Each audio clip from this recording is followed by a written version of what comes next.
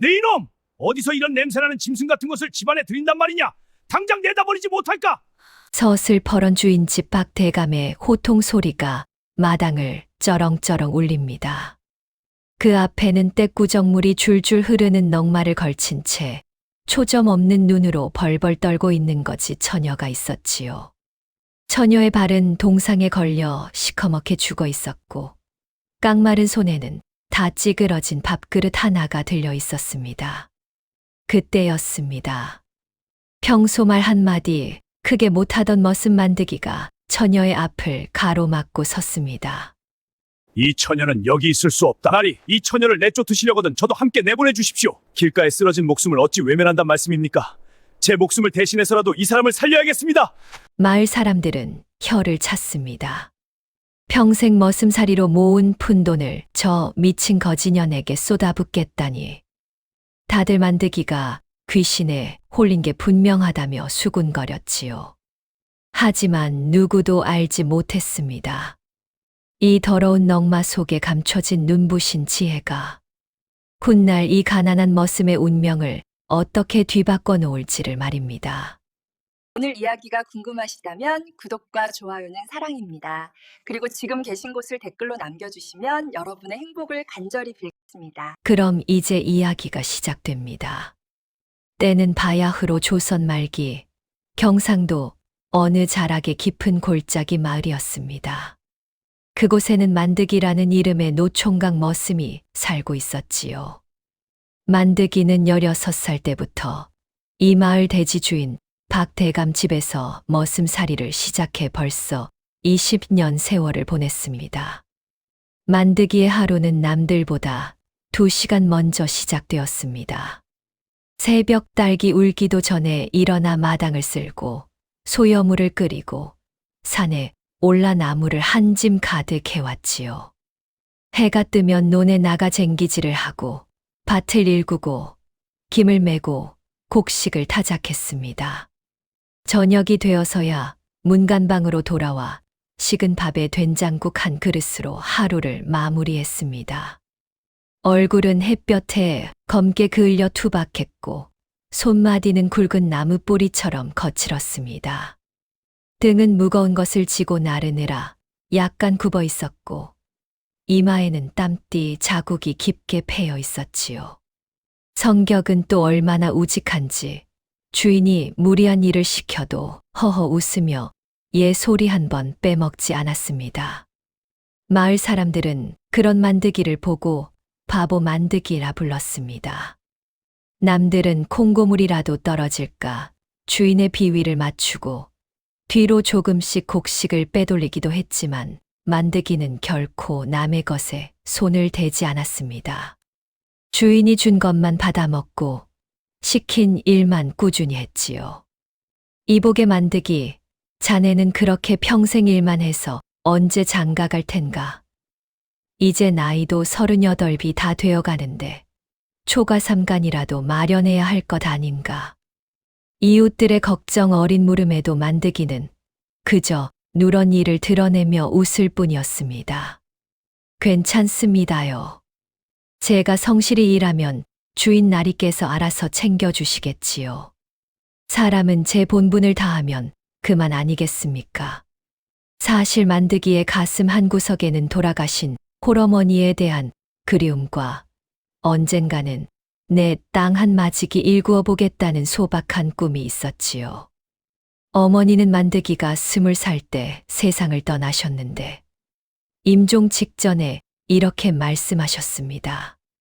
만드가, 내가 비록 배운 것도 없고 가진 것도 없지만 사람 노름만은 똑바로 해라. 남의 것 탐하지 말고 거짓말하지 말고 약한 이 도와주며 살아라. 그러면 하늘이 반드시 너를 도울 것이다. 만드기는 어머니의 그 말씀을 가슴에 새기고 살았습니다. 그래서인지 주인 집에서는 가혹하게 부려먹었지만 마을 사람들은 만드기를 좋아했습니다.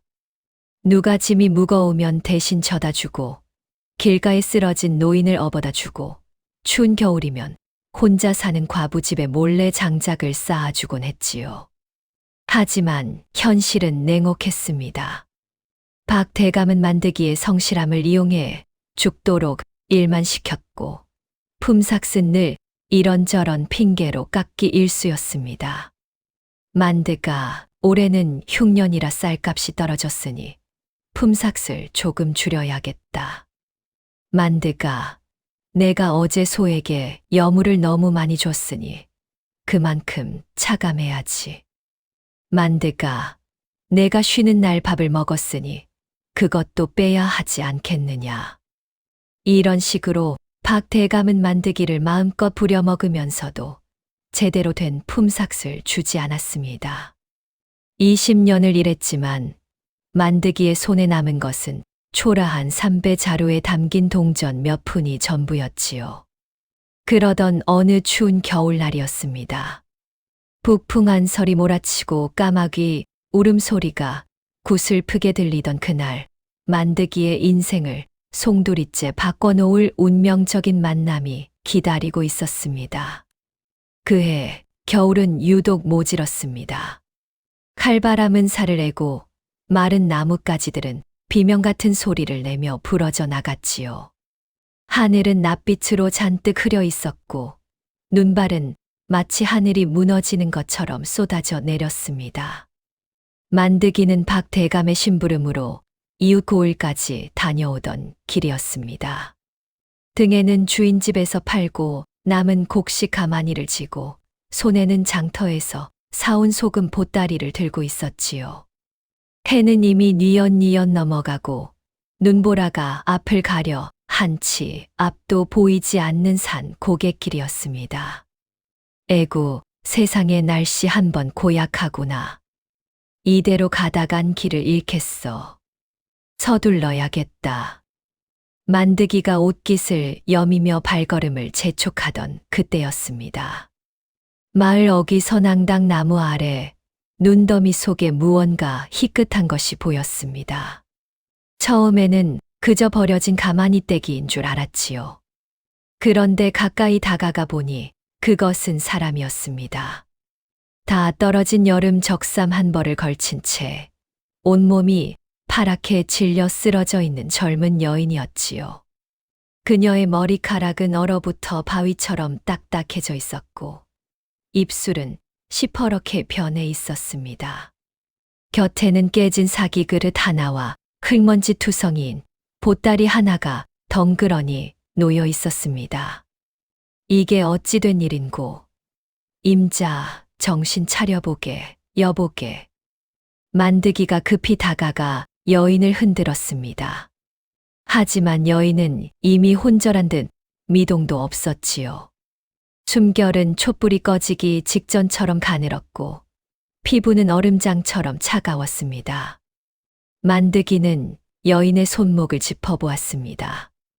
맥이 겨우 뛰고 있었으나 조금만 늦었어도 목숨이 끊어질 지경이었지요. 만드기는 주저하지 않았습니다. 그는 등 뒤에 지고 있던 곡식 가마니를 과감히 길가에 내려놓았습니다. 주인에게 혼날 것이 뻔했지만 사람 목숨보다 귀한 것은 없었으니까요. 만드기는 자신의 낡은 솜저고리를 벗어 여인을 감싼 뒤 그녀를 등에 업고 달리기 시작했습니다. 조금만 참게. 내 반드시 살려줄 터이니 죽으면 안 되네. 눈보라는 더욱 거세게 몰아쳤습니다. 만드기의 발은 눈 속에 빠지고 바람은 그의 앞길을 가로막았지요. 하지만 만드기는 이를 악물고 걸었습니다. 평소 힘이 장사였던 그였지만 이날만큼은 숨이 턱까지 차올랐습니다. 등에 업힌 여인은 가벼웠지만 눈보라와 추위는 만드기의 기운을 빼앗아갔지요. 하늘이시여 제 목숨을 가져가시더라도 이 여인만은 살려주소서. 만드기는 평생 처음으로 하늘에 간절히 빌었습니다. 그리고 마침내 마을 어귀에 도착했을 때 만드기는 그대로 쓰러질 뻔했습니다. 하지만 그는 정신을 붙들고 주인 집으로 향했습니다. 마을로 돌아온 만드기는 박 대감 집 대문 앞에서 멈춰 섰습니다. 문득 큰 고민에 빠진 것이지요. 자신의 거처는 박 대감 집 문간방이었는데 주인 허락 없이 외인을 들였다가는 당장 쫓겨날 판이었기 때문입니다.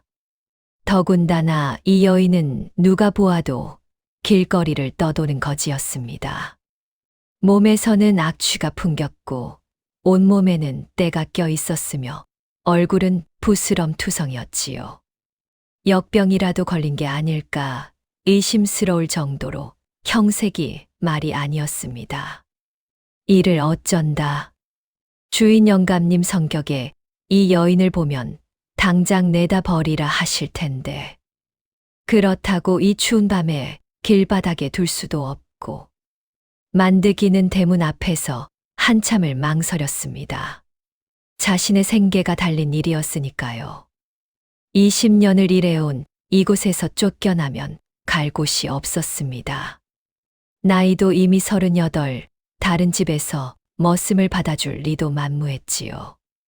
등 뒤에 여인이 희미하게 신음했습니다. 만드기는 그 소리를 듣고 결심을 굳혔습니다. 사람 목숨보다 귀한 것이 어디 있겠나.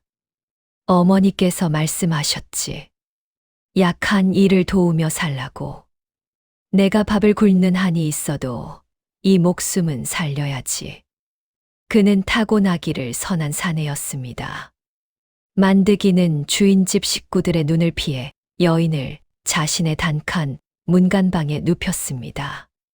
그리고 귀한 장작을 아낌없이 떼어 방을 데우고 자신이 먹으려고 남겨둔 식은 죽을 데워 여인의 입술에 죽여주었지요. 여인의 입술은 꽁꽁 얼어붙어 있었습니다. 만드기는 자신의 입에 죽을 머금고 천천히 여인의 입으로 옮겨주었습니다. 한 숟가락, 두 숟가락, 세 숟가락. 그렇게 한 그릇을 다 먹이는데 1시간이 걸렸지요. 밤새도록 만드기는 잠 한숨 자지 않고 여인의 언 손발을 주물렀습니다. 동상에 걸린 발은 시커멓게 죽어 있었고 손가락 끝은 감각이 없는 듯 했지요. 만드기는 자신의 체온으로 여인을 데우려 애썼습니다. 제발 살아나게. 하늘이 이 목숨을 나한테 보낸 것이니 내가 끝까지 책임을 져야 하네. 새벽이 되자 여인의 숨결이 조금씩 안정되어 갔습니다. 파랗던 입술에도 약간의 핏기가 돌기 시작했지요. 만드기는 그제야 안도의 한숨을 내쉬었습니다. 다음 날 아침 결국 사달이 났습니다. 아침 일찍 만드기를 부르러 온 박 대감의 아들이 방 안에서 낯선 여인의 신음소리를 듣고 만 것입니다. 아버지, 큰일 났습니다. 만드기 놈이 문간방에 이상한 계집을 들여놓았습니다. 박 대감은 노발대발했습니다. 그는 지팡이를 짚고 문간방으로 달려와 문을 발로 차며 소리를 질렀지요. 내 이놈 만드가, 이게 대체 무슨 해괴한 짓이냐? 문이 벌컥 열리고 박 대감이 방 안을 들여다보았습니다. 그리고 그가 본 것은 넉마를 걸친 채 누워있는 거지 여인의 모습이었습니다. 방 안에는 고약한 냄새가 진동했고 여인의 몸에서는 떼국물이 흘러내려 방바닥을 적시고 있었지요. 어디서 이런 더러운 거지년을 집안에 들여 당장 끌고 나가 내다 버리지 못할까. 마을 사람들이 하나둘 모여들었습니다.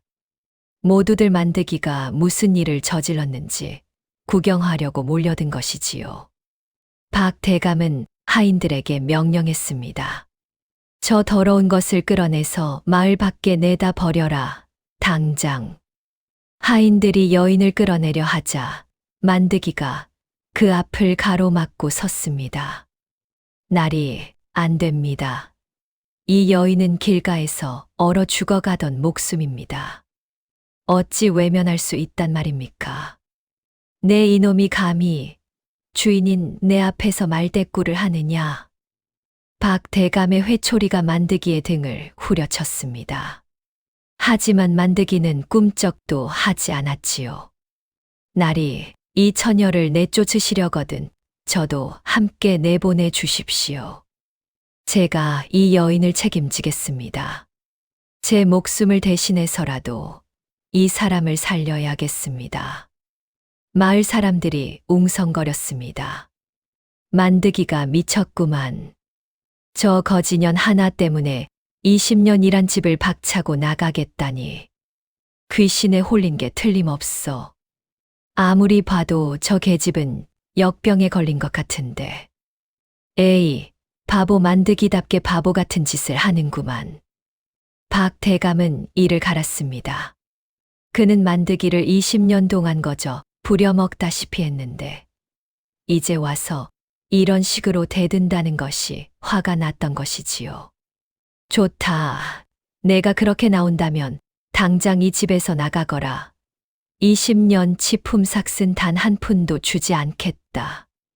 나리, 그건 너무하십니다. 제가 20년을 일했는데. 닥쳐. 내가 어제 내 곡식 가마니를 길에 버리고 온 것도 모르는 줄 아느냐?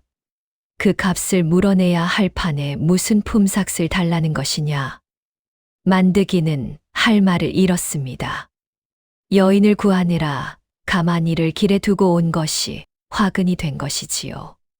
박 대감은 하인들에게 명령했습니다. 저놈에게 쌀 한 말과 헌 가마솥 하나만 주고 쫓아내라. 그리고 다시는 이 마을에 얼씬도 못하게 해라. 결국 만드기는 20년간 일해온 박 대감 집에서 쫓겨나게 되었습니다. 손에 쥔 것이라고는 밀린 품삯 대신 받은 쌀 한 말과 헌 가마솥 하나가 전부였지요. 만드기는 정신을 차리지 못하는 여인을 등에 업고 마을 끝자락으로 향했습니다. 마을 사람들은 혀를 차며 말했습니다. 저러다가 둘 다 굶어 죽겠구만. 참 어리석은 사람이야. 사람이 착하기만 해서 되는 게 아닌데. 하지만 만드기는 오히려 마음이 홀가분했습니다. 이제 더 이상 박 대감의 눈치를 보지 않아도 되었고, 무엇보다 사람 하나의 목숨을 구했다는 뿌듯함이 있었으니까요. 임자, 이제 걱정 마게. 내가 있으니 아무 걱정 말게. 만드기는 여인을 업고 마을 끝 폐가로 향했습니다. 마을 끝에는 오래전에 주인이 떠나간 폐가가 하나 있었습니다. 지붕은 군데군데 구멍이 뚫려 있었고 벽은 금이 가 있었으며 문짝은 반쯤 떨어져 나간 상태였지요. 하지만 비바람만 겨우 피할 수 있는 이곳이 이제 만드기와 여인의 새로운 보금자리가 되었습니다.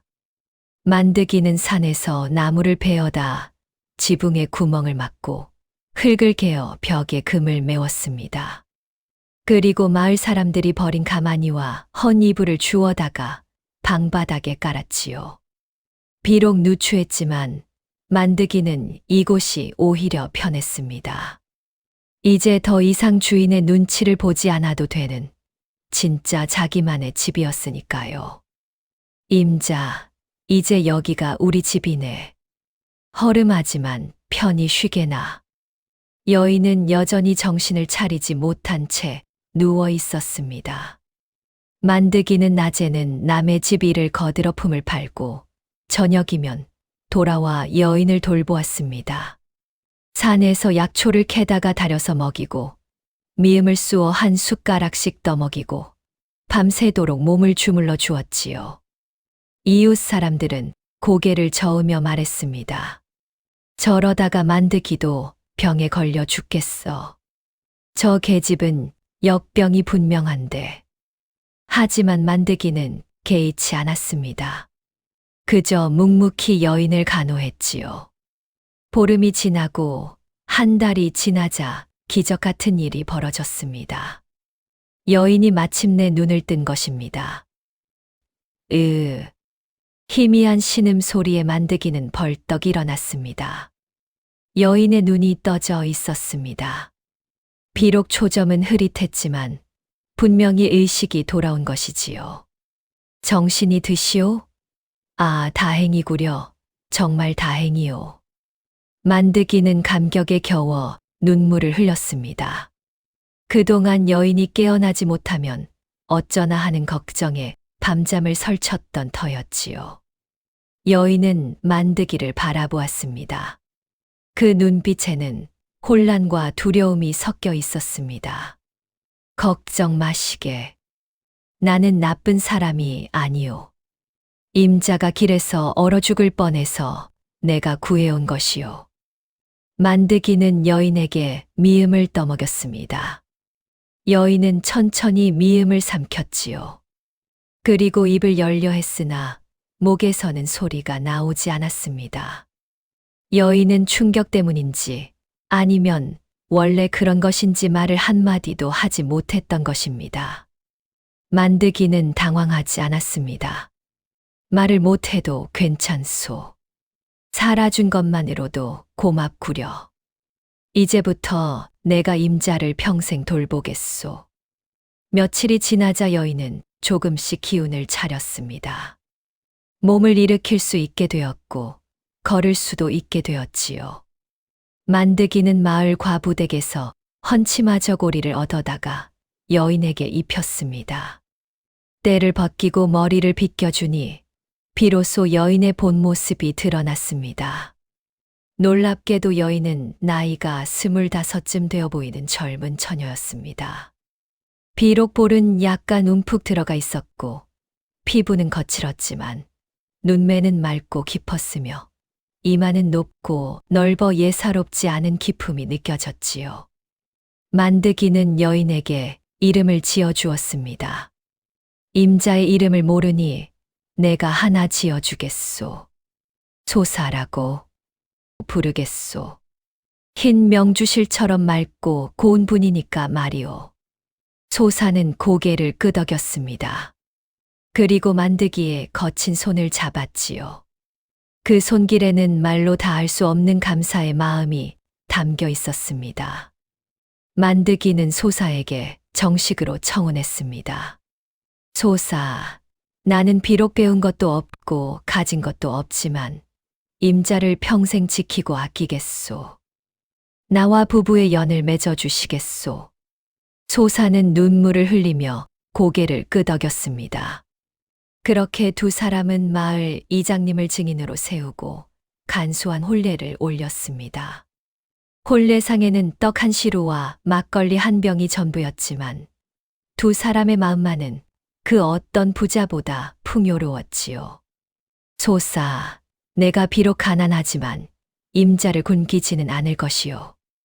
두 손성이 있고 두 발성이 있으니 이래서 먹고 살 수 있을 것이요. 소사는 만드기의 손을 꼭 잡았습니다.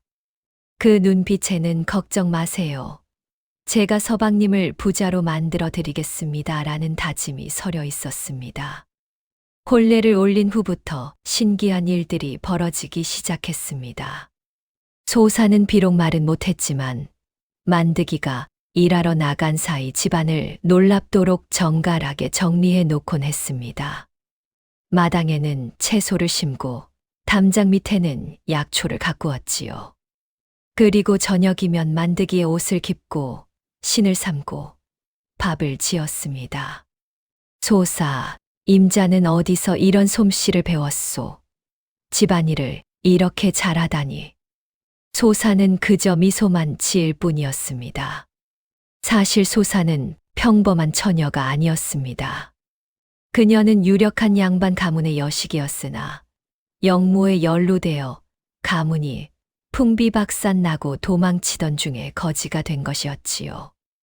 어려서부터 천자문을 익히고 사서삼경을 읽었으며 점성술과 지리학까지 공부한 똑똑한 여인이었습니다. 하지만 소사는 과거의 일을 만드기에게 말하지 않았습니다. 그저 지금 이 순간 자신의 목숨을 구해준 이 선한 사내와 함께하는 것만으로 충분했으니까요. 어느 날 저녁 만드기가 장터에서 얻어온 헌종이와 붓한 자루를 내놓았습니다.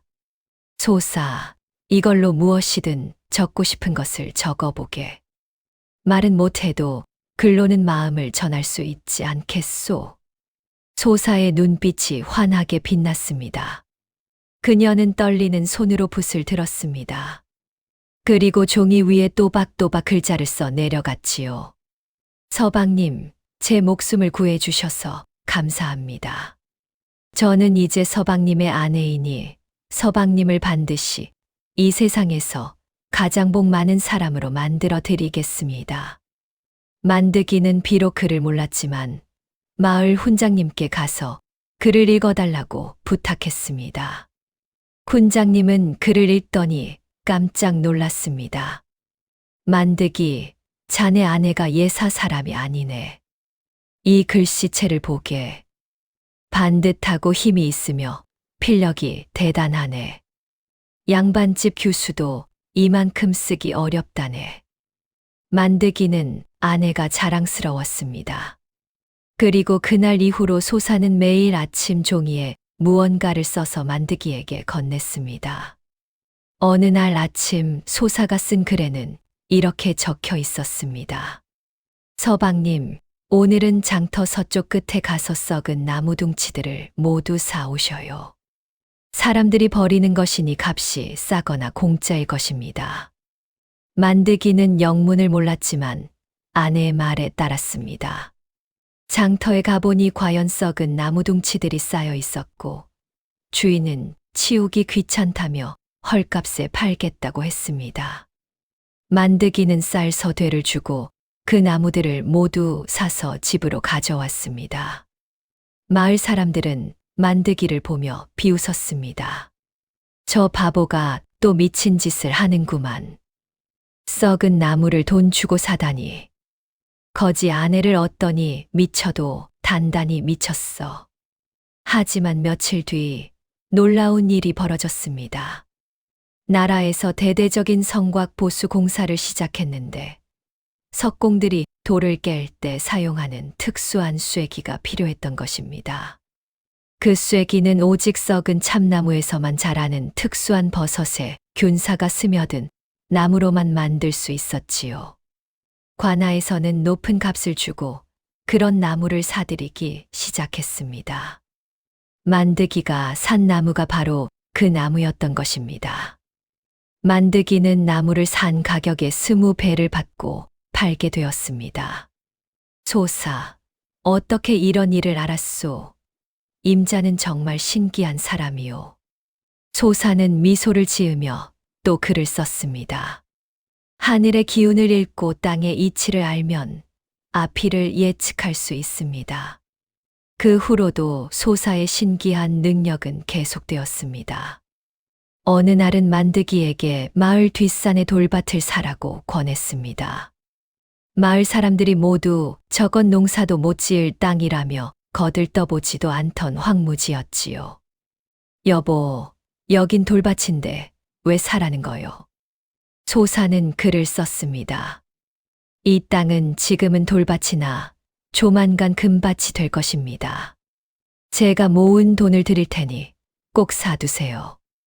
만드기는 아내를 믿었습니다. 소사가 집안 구석구석을 정리하며 모은 동전과 만드기가 품팔이로 번 돈을 합쳐 그 황무지를 쌀 5가마 값에 샀습니다. 마을 사람들은 또 비웃었습니다. 저 부부는 정말 바보로구만. 돌밭을 돈 주고 사다니. 하지만 석 달 뒤 관아에서 큰 발표를 했습니다.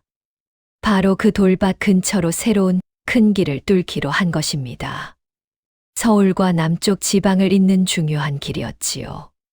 길이 뚫리자 상인들이 오가기 시작했고 만드게 돌밭은 주막과 객주들이 자리 잡기에 최적의 장소가 되었습니다. 만드기가 쌀 5가마에 산 땅이 은자 100냥의 가치가 되었습니다. 만득은 그 땅을 팔지 않고 직접 주막과 여관을 지었습니다. 소사가 설계한 대로 지은 건물은 아주 효율적이었고 손님들이 끊이지 않았지요. 만득의 집에는 돈이 쌓이기 시작했습니다. 초가집은 기와집으로 바뀌었고 하인을 둘 수 있게 되었습니다.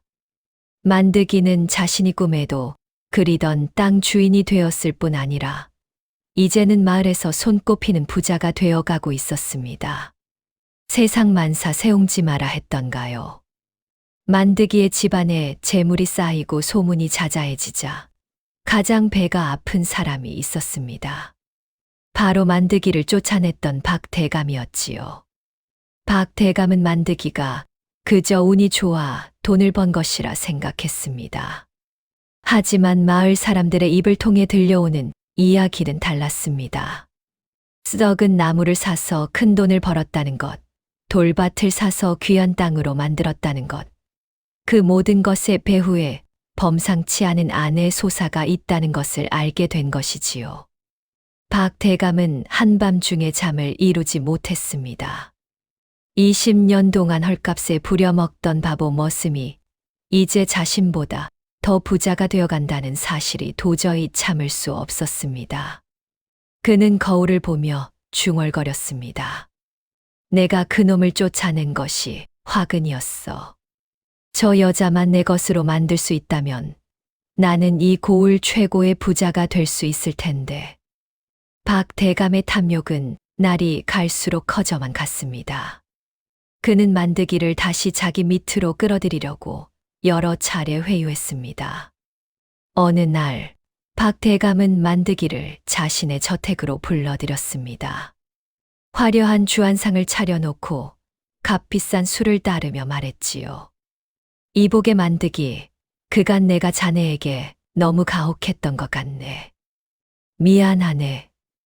이제 와서 생각해보니 자네는 참으로 성실한 사람이었어. 자, 이 술 한 잔 받게. 만드기는 어리둥절했습니다. 평생 자신을 개되지만도 못하게 대하던 박대감이 갑자기 이렇게 나오니 영문을 알 수 없었지요. 날이 무슨 말씀을. 자네가 요즘 장사를 잘한다지. 썩은 나무를 사서 큰 돈을 벌었다며? 돌밭을 사서 귀한 땅으로 만들었다고? 아, 예. 그것은 다 제 아내 덕분입니다. 박대감의 눈에 탐욕의 빛이 스쳤습니다. 자네 아내 말일세. 소문을 들으니 예사 사람이 아니더군. 도대체 그 해안이 어디서 나온 것인가? 술 기운이 오른 만드기는 자랑스럽게 대답했습니다. 제 아내는 하늘의 기운을 읽고 땅의 이치를 압니다. 말은 못하지만 글을 쓰는데 그 지혜가 깊고 넓습니다. 허허, 그렇군. 부럽네. 정말 부러워. 박대감은 겉으로는 웃었지만 속으로는 이를 갈았습니다. 저 바보 같은 놈이 저런 보물 같은 여자를 차지하다니. 저 여자만 내 것으로 만들 수 있다면 나는 이 나라 최고의 부자가 될 수 있을 텐데. 그날 밤 박대감은 고을 사또를 찾아갔습니다. 사또는 박대감의 먼 친척이었고 뇌물을 좋아하는 탐관오리였지요. 박대감은 은자 50냥을 내밀며 속삭였습니다. 사또 나리, 제가 한 가지 부탁이 있습니다. 만드기라는 자를 도적으로 몰아주십시오. 도적이라니 무슨 근거가 있소? 근거야 만들면 되지 않습니까? 제가 증인과 증거를 모두 준비하겠습니다. 나리께서는 그저 판결만 내려주시면 됩니다. 사또는 은자를 만지작거리며 웃었습니다. 그 정도면 할 수 있겠소. 하지만 은자 50냥으론 부족하오. 100냥은 되어야 하오. 100냥이라니, 그건 너무. 싫으면 그만두시오. 나는 바쁘오. 박대감은 이를 악물었습니다. 하지만 만드게 아내를 손에 넣을 수 있다면 100냥쯤이야 아깝지 않았습니다. 그는 결국 은자 100냥을 내밀었고 사또는 흡족한 표정으로 고개를 끄덕였습니다. 좋소.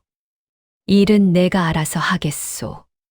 며칠 후 만득의 집에 관가의 포졸들이 들이닥쳤습니다. 만득이라는 자가 누구냐? 당장 나와라. 만드기는 깜짝 놀라 뛰어나왔습니다. 저입니다만. 무슨 일이십니까? 내 놈을 도적 혐의로 체포한다. 순순히 따라오너라. 도적이라니요? 무슨 말씀이십니까? 저는 도적이 아닙니다. 하지만 포졸들은 만드기를 결박하고 끌고 갔습니다. 소사가 달려 나왔지만 포졸들은 그녀를 밀쳐냈지요. 소사는 말을 할 수 없어 비명조차 지르지 못했습니다. 그저 눈물만 흘리며 남편이 끌려가는 모습을 바라볼 수밖에 없었습니다. 관가에 끌려간 만드기는 사또 앞에 무릎을 꿇었습니다. 사또는 놀린 위에서 위엄 있게 말했습니다. 내 놈 만드기, 내가 박대감의 곳간에서 금괴를 훔쳐 장사 미천으로 삼았다는 고소장이 들어왔다. 이를 어찌 변명하겠느냐? 나리, 그건 터무니없는 누명입니다. 제가 언제 금괴를 훔쳤단 말입니까? 그때 박대감이 나타났습니다. 그의 뒤에는 매수된 증인들이 줄지어 서 있었지요. 내 이놈 만드가 20년간 내 밑에서 일하며 내 집안의 갑오를 훔쳤다지. 그 증거가 여기 있느니라. 박대감은 가짜로 만든 장부를 내밀었습니다. 그 장부에는 만드기가 금괴 3덩이를 훔쳐갔다고 적혀 있었고 증인들의 수결까지 찍혀 있었습니다. 나리, 이 장부를 보십시오. 그리고 이 사람들이 모두 목격자입니다. 증인으로 나선 이들은 모두 박대감에게 돈을 받은 마을의 건달들이었습니다. 그들은 입을 모아 거짓 증언을 했습니다. 맞습니다. 나리. 저는 만드기가 한밤중에 박대감 대꽃간에 들어가는 것을 보았습니다. 저도 보았습니다. 만드기가 보따리에 무거운 것을 담아 나오는 것을 똑똑히 보았습니다. 만드기는 억울함에 가슴을 쳤습니다. 나리, 이것은 모두 거짓입니다. 저는 결코 도둑질을 한 적이 없습니다. 하지만 사또는 이미 박대감과 한패였습니다. 그는 놀린을 내리쳤습니다. 닥쳐라. 증거와 증인이 모두 있는데 무슨 변명이냐. 내 놈의 재산을 모두 압류하고 곤장 50대에 처한다. 나리, 억울합니다. 저는 정말 아무 짓도 하지 않았습니다. 만드기는 그 자리에서 곤장 50대를 맞았습니다. 등과 다리에서 피가 흐르고 정신이 아득해졌지요. 그리고 지하 감옥에 갇히게 되었습니다. 한편 박대감은 만득의 재산을 압류한다는 명목으로 만득의 집을 습격했습니다. 그의 진짜 목적은 소사를 손에 넣는 것이었지요. 소사라는 여인을 데려와라. 하인들이 소사를 끌고 오려 했지만 소사는 완강히 저항했습니다. 비록 말은 못했지만 그녀의 눈빛에는 강철 같은 의지가 담겨 있었습니다. 박대감이 직접 나섰습니다. 소사, 내 남편은 이제 죽은 목숨이나 다름없다. 하지만 내가 나를 따른다면 내 남편의 목숨을 살려주고 모든 죄를 사해주마. 어떠냐? 소사는 고개를 저었습니다. 그리고 품속에서 종이와 붓을 꺼내 글을 쓰기 시작했습니다. 서방님 없이는 저도 살 수 없습니다. 차라리 죽음을 택하겠습니다. 박대감은 이를 갈았습니다. 이 고집센 계집 같으니. 좋다. 그럼 내 남편과 함께 죽어라. 하지만 박대감은 소사를 죽일 수 없었습니다. 그녀의 지혜가 너무나 탐났기 때문이지요. 그는 다른 방법을 생각해냈습니다. 소사, 마지막으로 한 가지 제안을 하지. 내 남편을 살리고 싶다면 나에게 불을 가져다 줄 비법을 알려다오.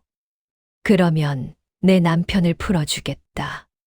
소사는 잠시 생각하더니 고개를 끄덕였습니다. 그리고 종이에 글을 쓰기 시작했습니다. 만드기는 지하 감옥에서 고문을 당했습니다. 사또는 만드기에게 금괴를 어디에 숨겼는지 자백하라고 강요했지요. 하지만 만드기는 끝까지 결백을 주장했습니다. 나리, 저는 정말로 아무것도 훔치지 않았습니다. 제가 번 돈은 모두 정당한 장사로 번 것입니다. 이놈이 끝까지 발뺌을 하는구나. 형틀을 더 조여라. 만드기의 몸은 만신창이가 되었습니다. 손과 발에는 쇠사슬이 채워졌고 등에는 곤장 자국이 덧나 골마 들어갔습니다. 정신은 아득해지고 몸은 점점 쇠약해져 갔지요. 내가 무슨 잘못을 했다고 이런 벌을 받는단 말인가? 사람을 살린 것이 죄란 말인가? 아내를 사랑한 것이 죄란 말인가? 만드기는 절망에 빠졌습니다. 20년을 성실히 일하고 착하게 살았지만 결국 돌아온 것은 누명과 고문뿐이었습니다. 어느 날 박 대감이 감옥으로 찾아왔습니다. 그는 만드기 앞에 무릎을 꿇고 앉더니 비열한 미소를 지으며 말했습니다. 만드가, 내가 이 고생을 끝내고 싶다면 방법이 있다. 내 아내를 나에게 넘기고 내 재산도 모두 나에게 넘겨라. 그러면 이 모든 누명을 벗겨주마. 만드기는 눈을 번뜩 떴습니다. 그의 눈에는 분노가 타올랐지요. 절대로 안 됩니다. 제 목숨을 가져가셔도 아내만은 절대로 넘겨드릴 수 없습니다. 이 바보 같은 놈, 내 목숨이 경각에 달렸는데 아직도 그 계집을 생각하느냐? 아내는 제 생명입니다. 아내 없이는 살 수 없습니다. 박 대감은 혀를 찼습니다. 어리석은 놈. 좋다. 그럼 내 아내가 직접 나에게 찾아왔다면 어찌하겠느냐? 무슨 말씀입니까? 내 아내 소사가 나를 찾아와 제안을 했다. 자기가 나에게 불을 가져다 줄 비법을 알려주겠으니 너를 풀어달라고 말이다. 만드기의 가슴이 무너졌습니다. 그럴 리 없습니다.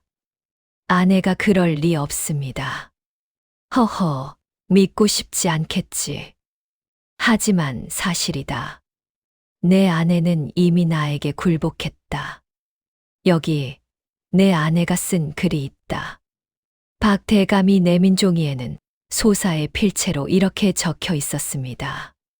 우리 집 뒷마당 큰 바위 아래에 조상 대대로 내려온 황금 맥이 숨겨져 있습니다. 그것을 박 대감에게 드리고 서방님의 목숨을 구하겠습니다. 만드기는 충격에 빠졌습니다. 뒷마당 바위 아래의 황금이라니요. 그런 것은 애초에 없었습니다. 아내가 왜 이런 거짓말을 했을까요? 아내가 나를 배신한 것인가? 아니면 무슨 꿍꿍이가 있는 것인가?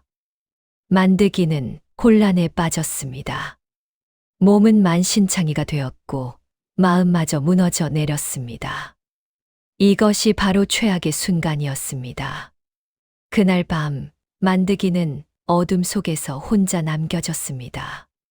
감옥의 차가운 벽에 기대앉아 그는 자신의 인생을 되돌아보았습니다. 내가 무엇을 잘못한 것일까? 성실하게 살았고 정직하게 살았으며 남을 도우며 살았는데 왜 이런 고통을 받아야 하는 것일까? 만드기의 가슴 속에는 의심과 원망이 자라나고 있었습니다. 하지만 그때 문득 돌아가신 어머니의 말씀이 떠올랐습니다. 만드가, 사람 노릇만은 똑바로 해라. 남의 것 탐하지 말고 거짓말하지 말고 약한 이 도와주며 살아라. 그러면 하늘이 반드시 너를 도울 것이다. 만드기는 눈을 감았습니다. 그리고 조용히 마음을 가라앉혔지요. 그래, 어머니의 말씀을 믿자. 내가 올바르게 살았다면 하늘이 반드시 지켜보고 계실 것이다. 그리고 내 아내 소사. 그녀는 나를 배신할 사람이 아니다. 분명 무언가 깊은 뜻이 있을 것이다. 만드기는 아내를 떠올렸습니다. 죽어가던 그녀를 살렸을 때 그녀의 눈빛에서 본 깊은 감사와 사랑. 매일 아침 정성스레 밥을 짓고 옷을 깁고 자신을 돌보던 따뜻한 손길. 그 모든 것이 거짓일 리 없었습니다. 소사, 당신은 분명 나를 구하기 위해 무언가 계획을 세운 것이겠지요. 나는 당신을 믿습니다. 끝까지 믿겠습니다. 만드기의 마음에 평화가 찾아왔습니다. 비록 몸은 감옥에 갇혀 있었지만 그의 영혼은 자유로웠습니다. 그는 아내에 대한 믿음, 하늘에 대한 믿음, 그리고 자신이 살아온 삶에 대한 믿음을 되찾았습니다. 이튿날 아침, 박 대감은 수십 명의 인부를 동원해 만드게 집 뒷마당을 파기 시작했습니다. 큰 바위를 드러내고 그 아래를 깊이 파내려갔지요. 더 파라. 분명히 여기 황금이 있다고 했다. 더 깊이 파라. 박 대감은 광기에 사로잡혀 있었습니다. 소사의 지혜가 지금까지 모두 들어맞았으니 이번에도 틀림없이 황금이 나올 것이라 확신했던 것이지요. 그는 인부들을 닥달하며 밤낮 없이 땅을 파괴했습니다. 하루가 지나고 이틀이 지나고 사흘이 지났습니다. 박 대감은 집터를 10m 넘게 파 내려갔지만 금조각 하나 나오지 않았습니다. 오히려 지하수가 터져 나와 집 전체가 진흙탕이 되어버렸지요. 더 파라. 분명히 있다. 더 깊이 파라. 인부들은 지쳐 쓰러졌지만 박 대감은 채찍질을 하며 계속 파괴했습니다. 마을 사람들이 하나둘 모여들어 구경했습니다. 박 대감이 미쳤나 봐. 저렇게 땅을 파다가 집이 무너지겠어. 만드기 아내가 속인 것 아닐까? 황금이 어디 있어? 일주일이 지나자 박 대감의 집터는 거대한 웅덩이가 되어버렸습니다. 집 기둥이 흔들리고 담장이 무너지기 시작했지요. 하지만 박 대감은 멈추지 않았습니다. 조금만 더, 분명히 황금이 있다. 그때였습니다. 땅속 깊은 곳에서 무언가 기묘한 향기가 피어오르기 시작했습니다. 인부들이 파낸 흙 속에서 거대한 뿌리들이 모습을 드러낸 것이지요. 이게 뭐냐? 나무 뿌리인가? 박 대감은 실망하며 소리쳤습니다. 쓸데없는 것들, 모두 내다 버려라. 인부들은 그 뿌리들을 모두 밖으로 끌어냈습니다. 마을 어귀에 그 뿌리들이 쌓이자 지나가던 한양에서 온 약재상이 그것을 보고 비명을 질렀습니다. 아니, 이것은 천종산삼이 아니요. 천년에 한 번 나올까 말까 한 신령한 산삼의 굴락이요. 마을이 발칵 뒤집혔습니다. 천종산삼은 임금님께 진상하는 최고의 약재로 한 뿌리에 1000냥이 넘는 값어치가 있었습니다. 그런데 박 대감이 파는 뿌리가 수십 개나 되었던 것이지요. 박 대감은 그 말을 듣고 달려 나왔습니다. 뭐라고? 천종산삼이라고. 맞습니다. 이 땅은 황금보다 귀한 약초가 자라는 신령한 땅이었습니다. 박 대감은 기뻐하며 뿌리들을 다시 주워 담으려 했습니다. 하지만 약재상이 고개를 저었습니다. 안 됩니다. 이 산삼들은 땅에서 캐낸 지 이틀이 지나면 약효가 사라집니다. 이미 일주일이나 밖에 방치되었으니 이제는 그냥 나무 뿌리에 불과합니다.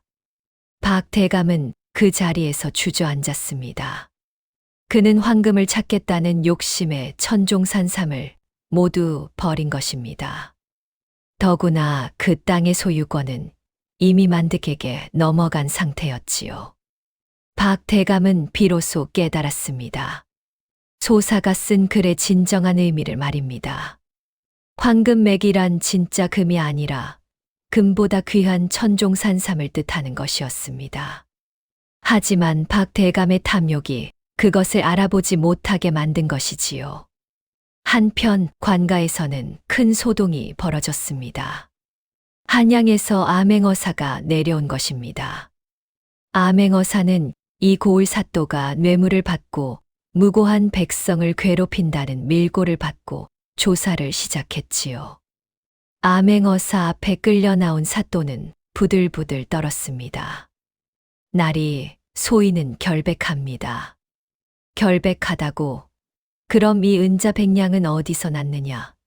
그리고 만득이라는 자에게 씌운 누명은 무엇이냐?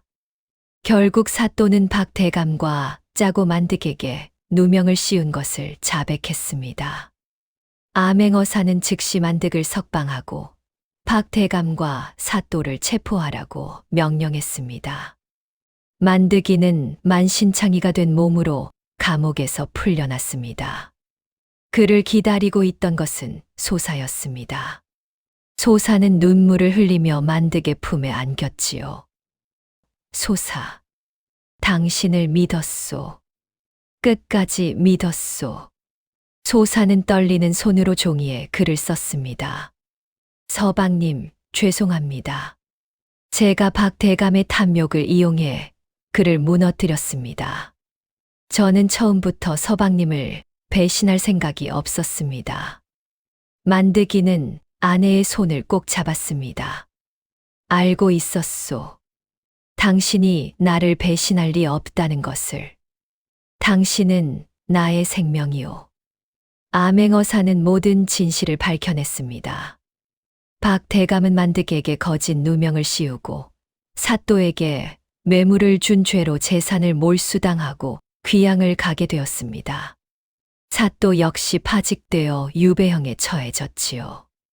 반면 만득은 박 대감이 파헤쳐 놓은 덕분에 힘 하나 안 들이고 남은 천종산삼들을 수확할 수 있게 되었습니다. 아직 땅속에 남아있던 산삼들이 수십 뿌리나 더 있었던 것이지요. 암행어사는 만득에게 말했습니다. 그대는 참으로 선한 사람이요. 죽어가는 이를 구하고 정직하게 살았으며 끝까지 아내를 믿었소. 이런 사람이야말로 하늘이 돕는 사람이요. 그리고 암행어사는 만득에게 박 대감에 몰수된 재산 중 일부를 돌려주었습니다. 그것은 만득이 20년 동안 받지 못한 품삯을 계산한 금액이었지요. 이것은 그대가 마땅히 받아야 할 돈이요. 그리고 박 대감의 집과 땅도 그대에게 돌려주겠소. 원래 그대의 땅을 부당하게 빼앗으려 했으니 말이요. 만득이는 감격에 겨워 눈물을 흘렸습니다. 박 대감은 자신의 꾀에 자기가 넘어간 꼴이 되어 모든 것을 잃고 거지가 되어 마을을 떠났습니다. 소사는 만득의 손을 잡고 미소 지었습니다. 그녀의 깊은 지혜가 탐욕에 눈먼 악인을 무너뜨린 것입니다. 박 대감이 황금의 눈이 멀어 땅을 파헤치는 동안 소사는 그의 탐욕이 스스로를 파멸시키도록 만든 것이지요. 어느 화창한 봄날 만득은 정원 평상에 앉아 아내 소사가 차려준 차를 마시고 있었습니다. 이제 소사는 말을 할 수 있게 되었습니다. 만득의 진심 어린 사랑과 평온한 삶이 그녀의 다친 마음과 목소리를 열어준 것이지요. 오늘 이야기는 여기서 마치겠습니다.